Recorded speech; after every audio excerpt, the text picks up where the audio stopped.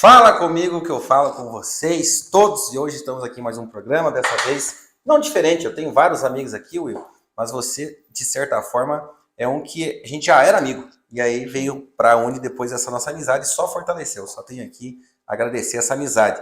E hoje falaremos aí sobre tributos, sobre aquilo que os governantes, aquilo que as secretarias tanto querem, dinheiro para dentro dos municípios. E ainda, né, dizem que é fonte livre, arrecadação própria. Como é que é isso, Will? Me fala primeiro o seu nome, presente um pouquinho no seu currículo. Nossa intenção aqui é levarmos conhecimento, mas também dinamismo, um bate-papo mais macio, para que o pessoal que está lá em casa possa escutar em qualquer momento, em qualquer ambiente, essa nossa conversa. Obrigado, Bruno, pelo convite, pela participação também. Agradeço a amizade de longa data. Meu nome é William Oliveira, sou auditor fiscal da Prefeitura de Curitiba. Trabalhei já com fiscalização, também gerenciando a parte de ISS, parte de julgamento tributário, então a gente acaba aprendendo um pouquinho de cada um. E como você falou, a arrecadação ela é parte fundamental do município, porque são recursos próprios e recursos aí que o município tem essa possibilidade de ter um gasto mais livre, vamos dizer assim, né? Sem muitas vezes uma rúbrica que vem por transferência, que ela já vem com uma destinação específica. A arrecadação própria ela abre muitas possibilidades de investimentos e políticas públicas. Então, o fortalecimento da arrecadação municipal própria, né, que é a principal delas é a arrecadação tributária, ela é fundamental. No caso, né, principalmente através dos três impostos municipais, ISS, IPTU e ITBI, e até diria até principalmente, né, pela força do ISS, diante das inúmeras possibilidades, e é uma fonte que tem que ser realmente, tem essa atenção especial dos gestores, até porque alguns os órgãos de controle sempre estão, né, acompanhando, monitorando. Estão notificando, inclusive o tribunal emitiu uma nota com diversos municípios aí do Paraná, Tribunal de Contas do Paraná, por essa renúncia, né, de receita e não a cobrança da maneira correta, né? Exatamente, ele fez diversas recomendações que muitas vezes podem se tornar algum tipo de monitoramento. Sua mãe fazia recomendações para vocês? Comentem aí. No... sabe, né? Como é cacita na mão, né? Vou recomendar você entrar agora. É mais ou menos isso. Na verdade, é uma recomendação, mas com uma certa imposição, né? Porque essa recomendação ela pode se tornar um monitoramento e depois uma fiscalização. Né? E até mesmo, no final, uma penalização. Então, temos que estarmos atentos aí a essa questão, tanto no IPTU, com relação à atualização da planta genética de valores, atualização em termos de lei em sentido estrito, o período de aprovação, os valores de mercado, então precisamos estar atentos com relação a isso. ISS também existem diversas recomendações com relação à fiscalização do Simples Nacional, fiscalização de instituições financeiras, fiscalização de cartórios, registros públicos, fiscalização de construção civil, enfim, o ISS eu né, sou suspeito aqui, né, porque toda a minha atividade foi realizada dentro da parte de ISS, mas é uma área realmente que existem inúmeras formas de fiscalizar e que precisam ser praticadas, né? E, claro, tudo isso não é realizado se não tiver um corpo de auditores capacitados, auditores, uma carreira fortalecida, né, bem equipada, para que possam desenvolver bem suas tarefas. Veja, nosso foco nessa conversa é o ISS, acabei não falando isso inicialmente, mas para a titulação desta aula, né, para eles que estão aí ouvindo, e a gente vai prolongar um pouquinho mais sobre ISS nesse momento, e em outro episódio falaremos também de IPTU, e lá no IPTU ainda, em épocas de eleições, ano que vem, tá ninguém querendo fazer nada, então vamos deixar hoje para cobrar. O pessoal sempre fala, né, dos ricos o ISS, é só quem tem riqueza? Não, é porque o movimento, você citou aí, de bancos, de cartórios, de construções, são sempre valores mais altos. E quanto que eu poderia, assim, mensurar? Vamos falar aqui de prazo. Os últimos 5 anos? Exatamente. Não faço uma conta aqui de Curitiba, eu sei que destoa um pouco do restante. Quanto que é o ISS, a arrecadação de ISS aqui em Curitiba? Então, vamos pegar aqui a nossa estimativa desse ano, né, que é a estimativa aí de 1 bilhão e 900 milhões, mais ou menos, ou até mais, né? Só o ISS? Só o ISS. Né? 1,9. Vamos estimar assim esse ano, isso, né? Mas falando aí dos últimos bilionário. anos, nos últimos anos é 1,650 bilhão, né? Então, é a principal fonte de arrecadação. Um crescimento. Sim, teve um crescimento contínuo, né? Ano a ano o crescimento ele é notável, justamente porque é uma base importante, né? Isso envolve, claro, o trabalho dos auditores, o trabalho do corpo técnico, mas também tem essa questão econômica que cada vez ela migra, né? Porque a gente chama de uma economia digital, por exemplo. Sim. Então, cada vez, muitas atividades que talvez eram comércios ou tributados por ICMS, elas começam a migrar para um cenário mais digital, e muitas vezes isso se torna serviços digitais. Então, e também nós tivemos... Aí é ISS. Tem vários serviços, né, digitais novos que estão entrando no mercado, que seria uma fonte importante de arrecadação. Mas são várias frentes, né? A construção civil, também quando ela tem esse fomento da construção, também tem um crescimento. Enfim, outras áreas, né? Então, eventos, né? Quando, né, esse pós-pandemia, vamos dizer assim, teve um grande crescimento. De show, hein? Então, tudo isso é arrecadação própria, tudo é ISS. Então, o município tem inúmeras possibilidades de arrecadação que precisam ser aproveitadas. No caso do ISS, realmente as frentes são imensas. No caso dos serviços digitais, que eu falei, por exemplo, né, nós tivemos muitas decisões recentes do STF dizendo, né, confirmando a incidência do ISS em atividades que haviam discussões. Por exemplo, vamos pegar aqui ISS de franquias, recentemente, tem uma decisão dizendo ISS não é incidente de ISS porque está na lista de serviço e a configuração da atividade é serviço. Por exemplo, é um ISS importante. E recolhido onde está instalada a franquia, não na sede. Conforme a legislação, né, a provisão atual, ela é do estabelecimento prestador. Né, que, na verdade, via de regra, a gente não pode falar isso porque a lei não fala que estabelecimento prestador não é sinônimo de sede.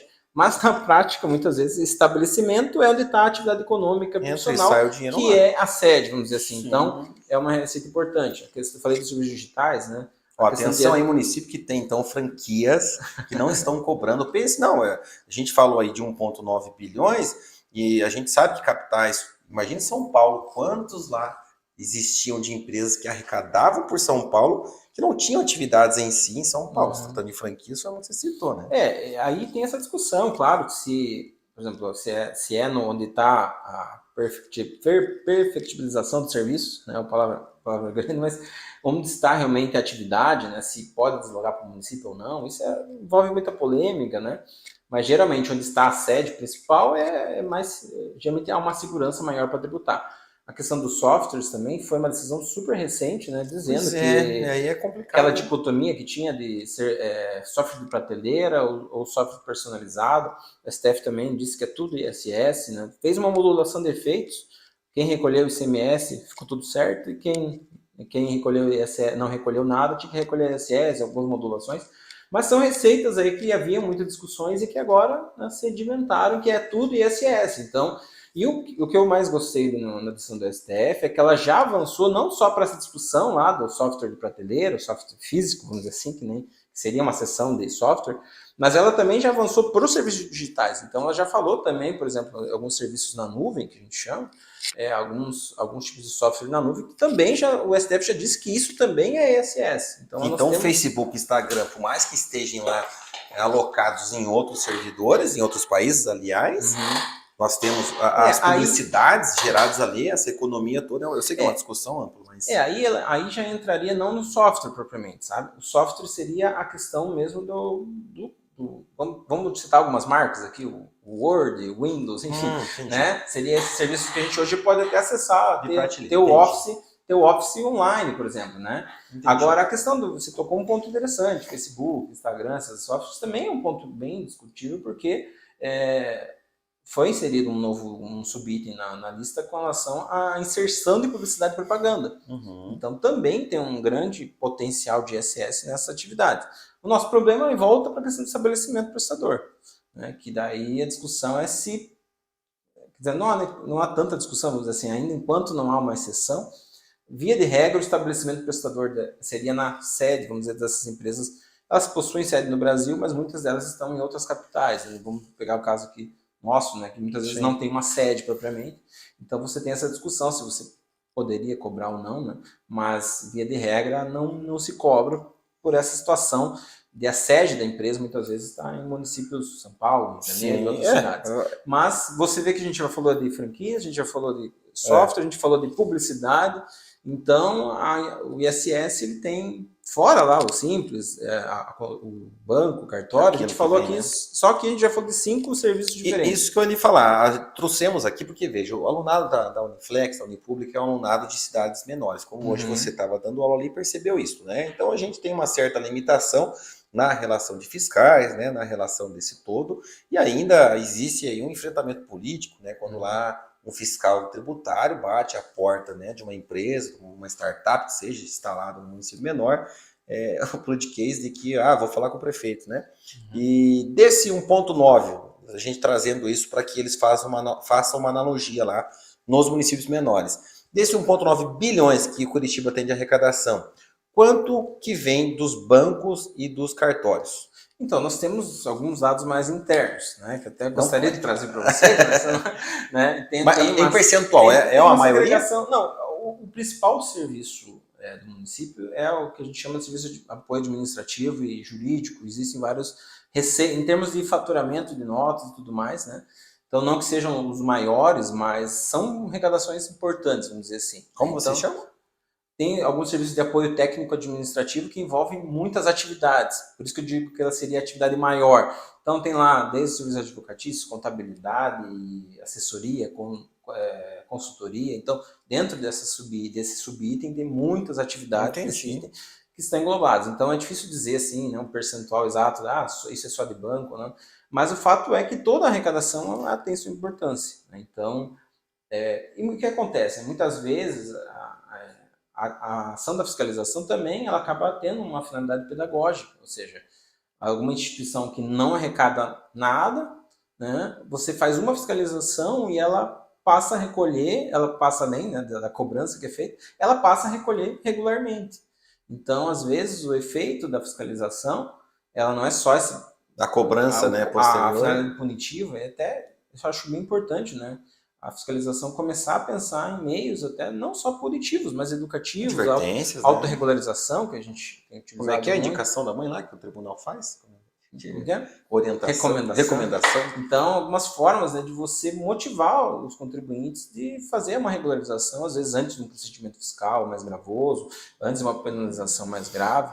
Né? Isso a Receita Federal mesmo tem feito muito também. Se você acompanha lá no Instagram, na Receita, ou site de notícias, volta e meia elas fazem alguns procedimentos de autorregularização, mandam algumas cartas avisando, olha, né, foi detectada uma diferença, então você pode regularizar ou não. Então, veja que a fiscalização ela sai um pouco também dessa finalidade só punitiva, mas é uma finalidade educativa também, porque você educa aquele contribuinte que passa a recolher regularmente, e talvez nunca mais precise de um procedimento fiscal, mas também muitas vezes aquela empresa é feita por uma contabilidade. Aquela contabilidade começa a fazer isso corretamente de outras empresas. Eu escuto muito isso de empresário. Não, isso aí é que é a minha contabilidade. Mas a contabilidade só nega. Isso não é da contabilidade. Mas se a contabilidade, às vezes, tem uma empresa que passou por um procedimento fiscal, quem sabe ela também passa a regularizar de outras empresas. Essa educação. Então, a educação fiscal, ela é algo uma ferramenta importante. Né? Então, a gente tem pensado muito também nessas formas de autorregularização. Em vários projetos pilotos que foram realizados, o êxito é muito, muito considerável. Até teve uma das operações também premiadas aí na FINAFIN, que foi feito um artigo para outros amigos. Aquela que você esteve no Norte? Também estive lá com outro projeto, né, mas foi a parte o prêmio, né, que teve esse, foi a autorregularização de construção civil, que é justamente uma comunicação ao contribuinte informando que foi verificada uma construção que até o momento não consta o recolhimento. E muitos contribuintes vão até o município e regularizam antes mesmo, né, de uma ação mais gravosa. Então, acho importante falar sobre essa parte educativa ou mesmo de autorregularização antes mesmo de você ter uma finalidade punitiva, porque muitas vezes a finalidade punitiva, ela, por ter implicação às vezes numa multa mais gravosa, às vezes o contribuinte judicializa e aí isso... E a rola, né, Will? Traz uma morosidade. Então, né, quando a gente fala de arrecadação, a gente está falando também dessa efetividade de você cobrar e quanto bem. Isso custa também para os cofres públicos, né? Exatamente. Então, trazendo só para uma cobrança da dívida ativa, etc. Então, cobrar bem, cobrar de uma forma que isso venha de fato aos cofres municipais é algo muito relevante. Então, Acho importante também ter essa visão. Você falou ali do tamanho dos municípios, né? Claro que tem municípios menores, com uma estrutura menor, e aí sempre falo nas aulas, né, da importância da carreira, a importância de equipar os físicos com profissionais, com mais profissionais, porque eu sempre falo em aula que a contratação de auditores e até mesmo a remuneração e tudo mais é um investimento, né? Não é uma despesa, porque você contrata hoje um auditor e no outro dia o que ele já a reversão de valores e lançamentos, isso já se paga, vamos dizer assim, né? Então isso precisa estar claro para o gestor, né? Que isso é um investimento, benefício ao próprio município, né? Não é uma despesa, né? Não, a gente está falando de dinheiro, né? Então, para mim sempre foi algo curioso os gestores enfrentarem, né, a arrecadação. Volto no primeiro ponto aí de fonte livre, arrecadação para investimentos em políticas públicas, arrecadação para suplementação, que eu vejo muito dos dificuldades das folhas. Não cobrar esse básico, esse mínimo. Eu não estou falando aqui de uma fiscalização ostensiva, bem como você retratou, né, que há ferramentas, há mecanismos de cobranças anteriores, e que gera todo um bônus posterior a isso, né? A cultura do brasileiro ela é confusa relacionada a impostos. Eu ouço muita gente de forma não conhecedores da matéria blasfemiando. Eu pago um monte de imposto, mas qual imposto você paga? Ah, um monte. Fala um. Já não sabe falar um. E ali se tratando ainda de ISS para um ramo de atividade que gera recursos, a gente sabe, né, que cai nessa questão aí dos valores totais. Eles colocam esse preço adicionado já na prestação de serviços, já fazem na própria construção o orçamento baseado nessa alíquota, né? E a gente conhece aqui em Curitiba, por exemplo, e o município não pode pensar, um município pequeno, que é uma desatração lá mudar uma alíquota, por exemplo, dependendo do ramo de atividade, um ISS específico para incentivar uma abertura industrial de determinada área, de repente shows e eventos, a gente comentou aí que está... Sim, pós-pandemia tem sido, né, por todo o Paraná, porque eu vejo muito recurso transitando nos municípios. Eu sou do interior, então eu sou da época que nos sábados abriam as lojas e vinham o pessoal do sítio, né? O pessoal, nós tínhamos moramos numa cidade onde aparentemente era uma cidade pequena, porém no sábado parecia que ela dobrava. E vinha o pessoal do sítio com muito recurso, vinha inclusive com dinheiro em espécie, né? E ali arrecadava muito, né? Fazia a moeda girar, a gente dizia assim. E a prefeitura, por sua vez, eu não estou dizendo aqui de tirar o proveito do cidadão, não, pelo contrário. Tudo isso já está incluído, esses valores dessa alíquota. Não bati a porta, nunca vi, né, uma tradição de cobrar, ou que seja, né, começando por esses maiores. Né, então, o tribunal, acho que trouxe esse alerta, e o gestor usou, por sua vez, esse alerta como suporte, como escudo, para apresentar isso ao cidadão, que há uma cobrança, né, de cima para baixo. E, por sua vez, o município, há a necessidade dessa manutenção.